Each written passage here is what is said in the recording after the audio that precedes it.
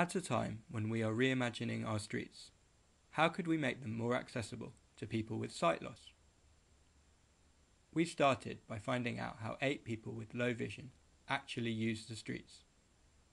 We recorded their experiences on journey maps, linking happenings to specific spatial locations. We also asked the people who design our streets how they decide what to do. Finally, we looked at the streets themselves to see what they are actually like. We realised that there isn't a typical visually impaired street user. Everyone has a different way of navigating and different requirements. We can simplify the situation by describing 3 basic types of street user. People who rely primarily on what sight they have, people who use long canes, and people who use guide dogs.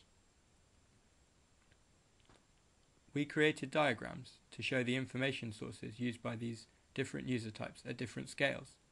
Tactile versions are on the table to your right.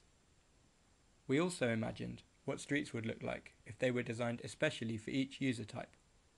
Models of these streets are also on the table.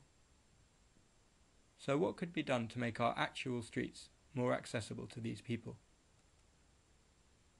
Tactile paving is laid to help people with sight loss, but many find it confusing. So do the designers. We need to make the system simpler.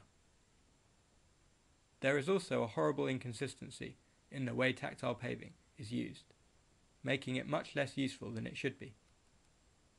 We need better coordination between the people putting it down to ensure it's speaking a consistent language. Some tactile elements are only useful to long cane users. They could be redesigned to make them work better and be less of an inconvenience for other street users.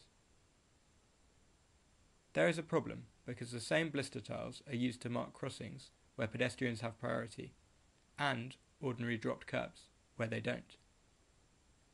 We need to use different tiles in these situations.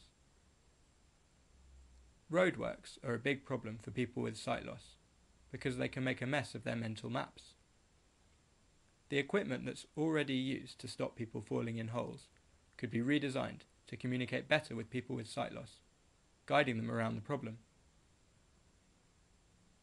We could do things to magnify the information people are already picking up from the streets. We could add information to street furniture, both tactile and with sound. We could treat road surfaces so passing traffic makes special sounds at particular locations, like controlled crossings.